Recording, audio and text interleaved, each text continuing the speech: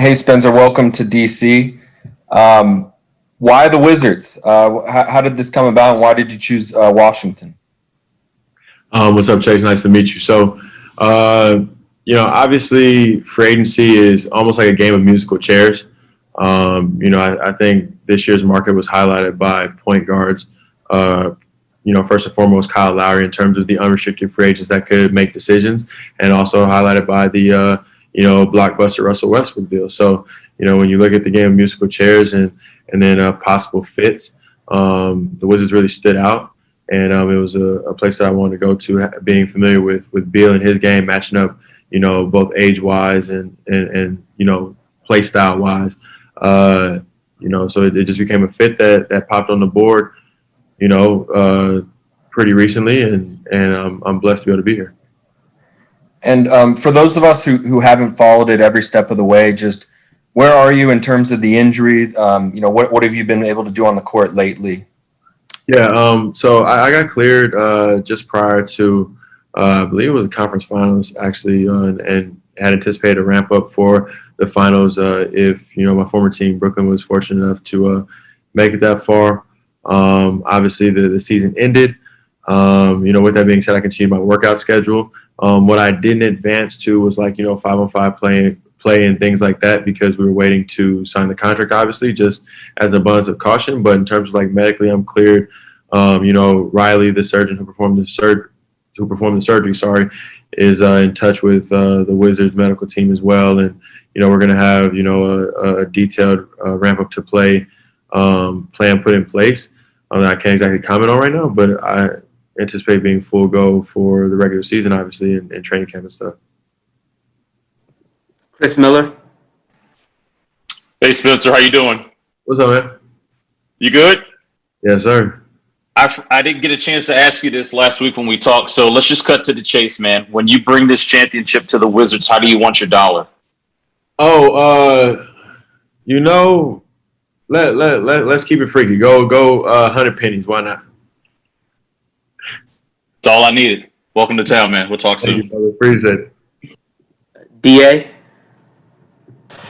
Hey Spencer, how you doing, man? What's up? How you doing? Man, welcome to DC. Hey, look, you could have. I mean, it wasn't likely given that you were a free agent. I know, but Yeah. you could have run it back with Brooklyn and maybe try to win the chip up there. What's happened to you throughout your first few years in this league that made you say, hey, I want to get paid, but I also want the opportunity to maybe lead a team as a lead guard somewhere else? Yeah, I mean, I think my exit from Brooklyn and what people are making of it in terms of it being about a starting role are kind of, clickbait and kind of misleading. I mean, what I said in terms of if Brooklyn came to the table and used my bird rights and all that other stuff, that I'd still be wearing the black and white, and that was very true. That wasn't the offer that they put on the table. You know what I mean? So you have to then start evaluating all offers, kind of equally. And this situation is very different, than that one, and being able to potentially co-lead a team, with Beal and guide some young guys, but also learn from somebody that's at a level that I haven't reached yet. You know what I'm saying, in terms of superstar in this league, right? And win games, play meaningful basketball in another major city, the nation's capital, all that stuff. I mean, it's an extremely attractive place to be, and also Shep from the beginning of the meeting talked about how much he believed in me, which meant a ton. Like in my basketball career. It sounds kind of cliche, but all I really wanted was to feel loved. You know what I mean? I bounced around and had hardships here and there and everywhere, and all you want to do is feel a little bit of love and go out there and put it all on the line for the people that support you. Hey, and just to follow up real quick, I mean, I'm sure you were monitoring the Westbrook thing. When you look at the guys that they brought in from LA, all of you guys are in that same kind of 26 to 28-year-old range. How much of that did that factor into? I think it's great. You know what I mean? And then, I'm actually familiar with Pope. He was one of my vets. I was a rookie on that Detroit Pistons team when he was there, ironically. And Kuzma, obviously, his first year, he put up, 17 points a game or something like that. So he can score. And then obviously Trez, sixth man of the year. So sometimes it's all about fit. And I think that's something and a piece of the journey that I can definitely speak to because I've been everywhere from 15th man, two-way cut, all the way up to just around all-star level, right? Only level I haven't reached is superstar. So a lot of times it comes down to just like you got the ball in your hands, or this coach believes in you, or the situation, somebody got hurt, or whatever it may be. We have a lot of talent in this locker room. Welcome to DC, my man. Thank you, brother. Yes, sir. Kareem? What's up, Spence? Kareem from the Washington Post. Welcome to DC. Thank you, brother. I want to ask, when you got hurt, you're playing the best ball of your career. I was curious, what was working out so well? You just kind of mentioned so many roles that you had kind of filled throughout your career. What was working so well at that point? And, you go through the injury. Do you feel like you'll be able to get back there quickly just because, it sounds like you're fully healthy and all that kind of stuff. So I'm just curious about how you're feeling and how you get back to that point of, balling the way you were at that point. Yeah, reaching that level of play takes a lot of factors, right? So there were a lot of injuries on our team. It was kind of a necessity. I think my play style and the reason it's been so adaptable and so fluid was because, really my only objective on the floor is to win, right? Like, when I get out there, every decision I make is with that in mind. And it doesn't mean that every decision is perfect, you know what I'm saying? Sometimes I shoot when I should have passed, and sometimes I pass when I should have shot, and sometimes I get turnovers and all that stuff. But, I genuinely believe in my heart, the decision that I make, I was trying to do the right thing, right? And I think that's what's led to the success, playing the game for the game's sake and because I love it. And it's also what's helped me, for example, make game-winning shots and things like that. It's because, I try to make the best decision, and if I miss, I know I can live with it, right? I have peace of mind in the work that I put in, and also that I wasn't doing it for, any other, slick reason, right? In regards to the injury, it's a much easier one than I had before. That's why I was so bullish on my timeline. And so, when I said I wanted to come back for the finals, even when I first got hurt, that was speaking from experience. That wasn't, somebody just talking out of their behind. And I feel great in workouts. Obviously, the next step is to get into live play, which will happen when I get off of vacation. I estimate will happen when I get off vacation. Sorry, doctors. We have different ideas on that. But, I don't see any reason why I won't be in the starting lineup to start the season in October. And just a quick follow, you mentioned, you like the prospect of playing with Brad and the fit with this team. You've seen him for years. What is it about your style of play and his style of play that you think meshes so well or will mesh so well? Yeah, so obviously one of the best scorers in the league, one of the people that gets to the paint the easiest and most efficient in the league. And then I think, obviously everybody has certain styles. I think with mine, in terms of playmaking, I typically am able to gash the defense before, kicking it out or throwing a lob or whatever it is. So, you're able to create more closeouts in that scenario. Even if they don't necessarily lead to assists, you're causing havoc and you're making plays in that manner. And if you look at the depth of our team, obviously Bill doesn't necessarily need that because, he can go get a bucket on everybody, right? But look at the depth of our team, Pope, who can really shoot as a quick first step. You got Kuz, obviously, when attacking closeouts, he's going to be a monster. Rui, same thing, right? Super athletic, getting the lane off cuts and things, dunking on people. Gafford, lob threat. Trez, obviously a play finisher off the pocket pass and also, as a lob threat as well. So, you got them all there. Even the versatility, being 6'6", to play with Aaron, in those times, right? Kind of having three people that can really handle the ball at one time, being able to play off the ball. Obviously, Aaron, is a very good player in his own right as well. I think he's one of the best backup point guards in the league. I didn't tell him this prior, obviously, because I was playing against him, but, I hate it when he guards me. So, I'm happy he's on my team now. It's perfect. Appreciate you. Fred? Hey, Spencer, welcome to DC. Sorry for the background hotel music here. No, I'm just curious regarding you're a point guard, which means that you are so responsible for so much of the offense, and now you have a whole group of new teammates who have particular ways they like to receive the ball on jump shots or where they like the ball on lobs, all that kind of stuff. What's your process of learning an entire roster of new players and kind of learning the nuances of their game from that aspect? I think the process actually has to start with our new coach, Mr. Unseld Jr. If I was familiar with his style and like playbook and all that stuff, like let's say he was, like a Spoelstra or something, so I knew his actions from just playing the Heat a lot, right? That would be one thing, right, where you can already kind of like spitball what's going to happen. But obviously with him being a new coach, it's about getting on the same page with him, hopefully so that I can convey his messages onto the floor and obviously and things like that. And then from there, you start to put the puzzle pieces together, right? And, you understand, obviously, Gafford is above the rim, right? You understand, Kuz attacking closeouts, obviously has a little bit of post-up games, kind of real versatile scorer. Just think about each and every player. Like you already start to pick up just from the standpoint of playing with them so much, but then also throughout practice and film study and having open, transparent conversations. Like, I'm gonna go up to him and tell him, like, look, bro, I'm not perfect. Like, I want to know like what you need from me. I think that's something that I learned coming through the various ranks of, like I said, 15th man and up. Like, when somebody came to me when I was, 7th, 8th man and was like, hey, Spence, like, if I set a screen this way, would it help you get in the paint? Man, it was super impactful. You know what I mean? I didn't feel like,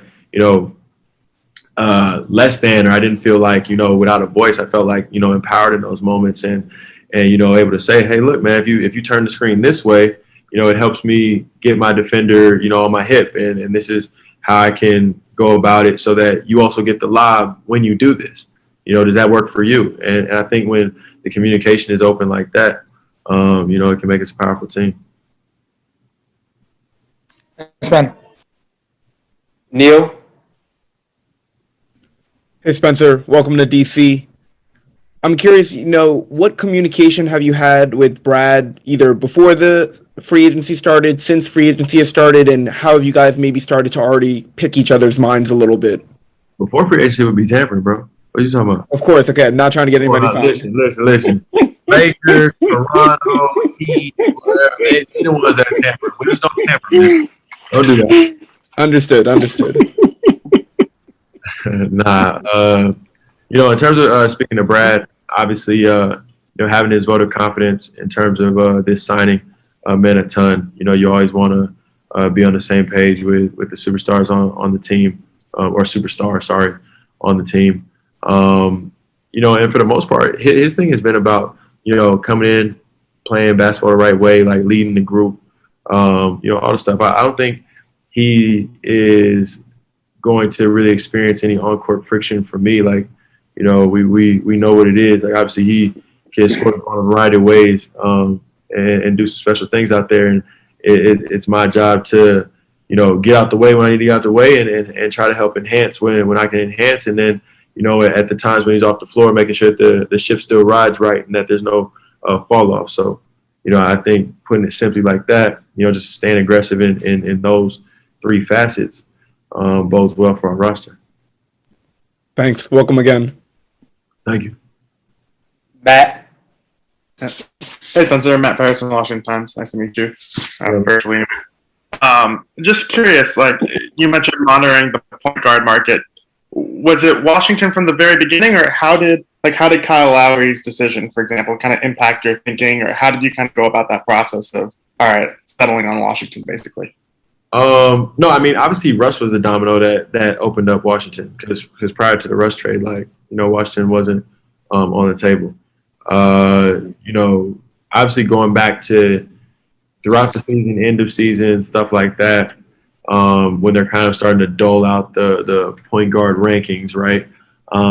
We knew Kyle Lowry was probably the first domino, right? With the way CP was playing with the Suns and Conley with the Jazz, both All-Stars and all the other stuff, finals, et cetera, you figured they would probably go back to their team. Now, there could have been curveballs, but that's what, the money would have been on.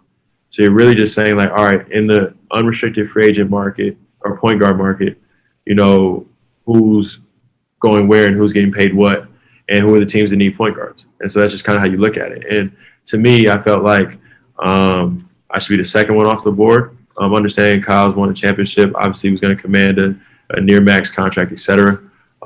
That's genuinely how I felt, and what I spoke about during that free agency period.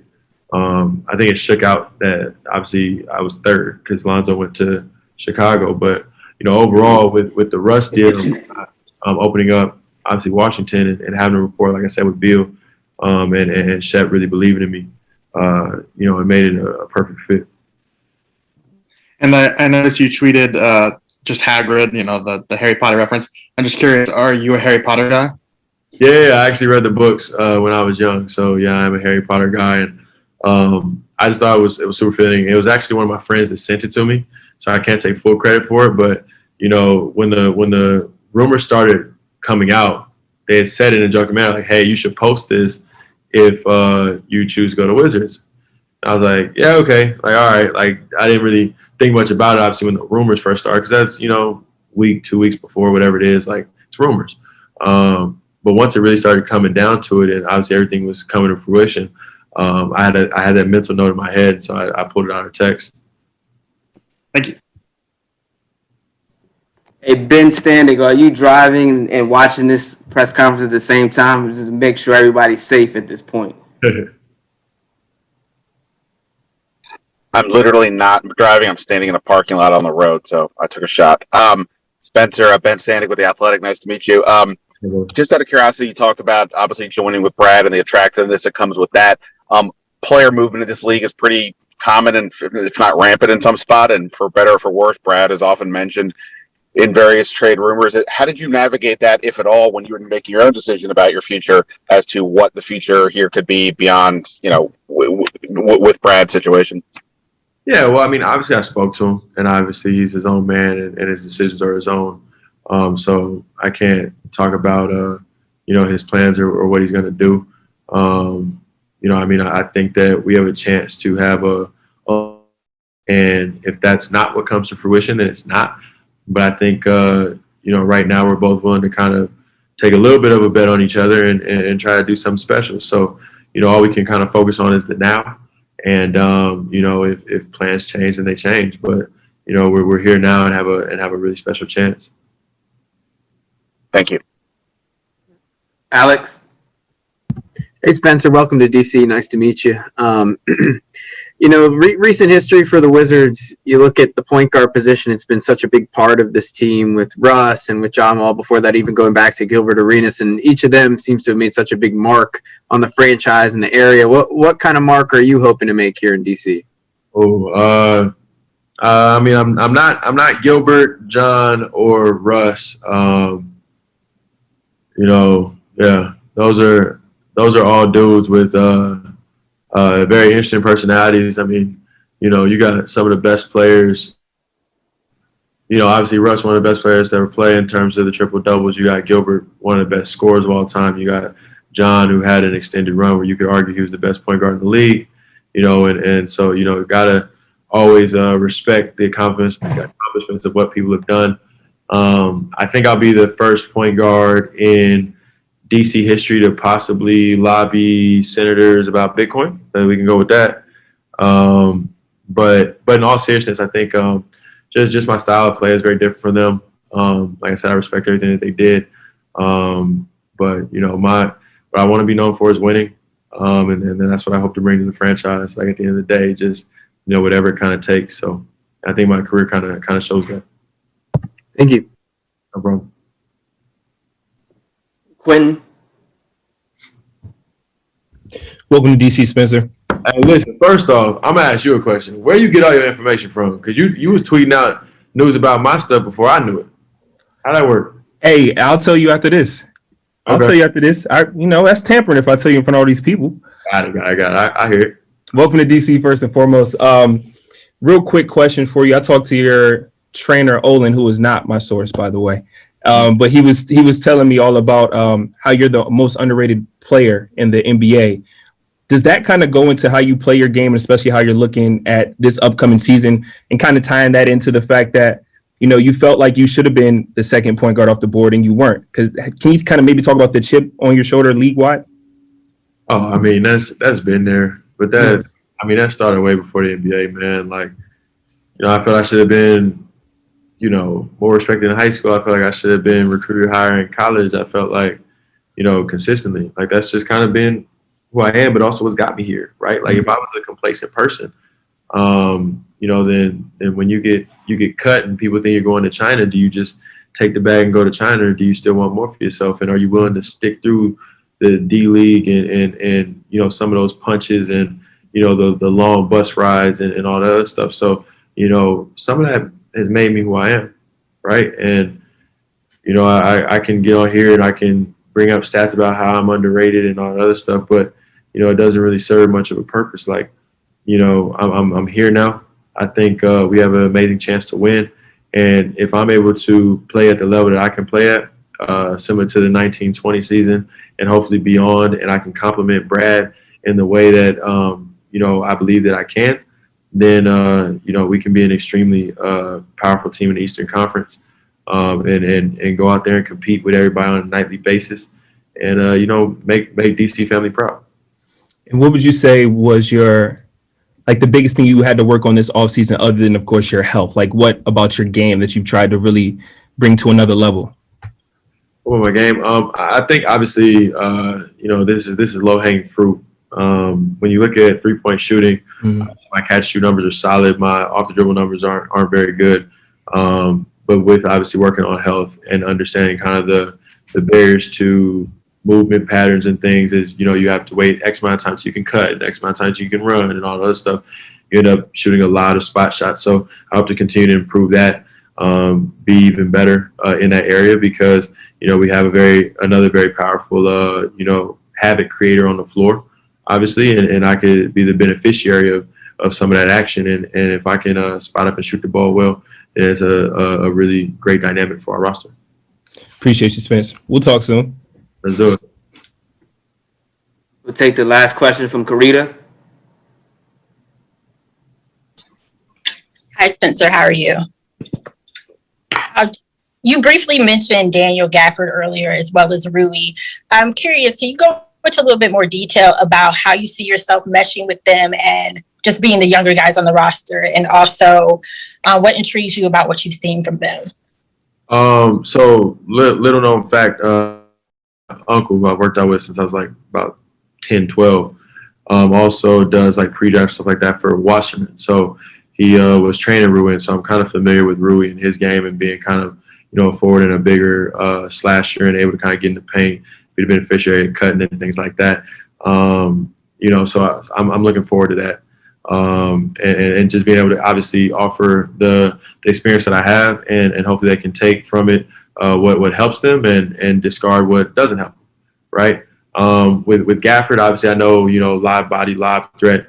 I'm familiar with playing with them. I think, in that same 1920 season, I was of the top 3 live combinations in the league, I was a part of 2 of them, right? I believe me and DeAndre Jordan were first. I think James Harden and Clint Capella were second, and then me and Jared Allen were third. So, it speaks to an ability to have good ball placement above the rim, and obviously, everybody jumps different. Some people 1-leg jumpers, 2-leg jumpers, all that other stuff. So there is some chemistry and timing that has to, take place as it did with DJ and Jared because, for example, DJ's a 1-foot jumper and wants to catch a lob with his right hand off his left leg, even though he's left-handed. It's why, I don't know. And Jared Allen is a 2-foot, 2-hand guy typically from either side. And so learning Gafford in that manner, might take a couple practices, but, once you get that down, it should be on and rolling.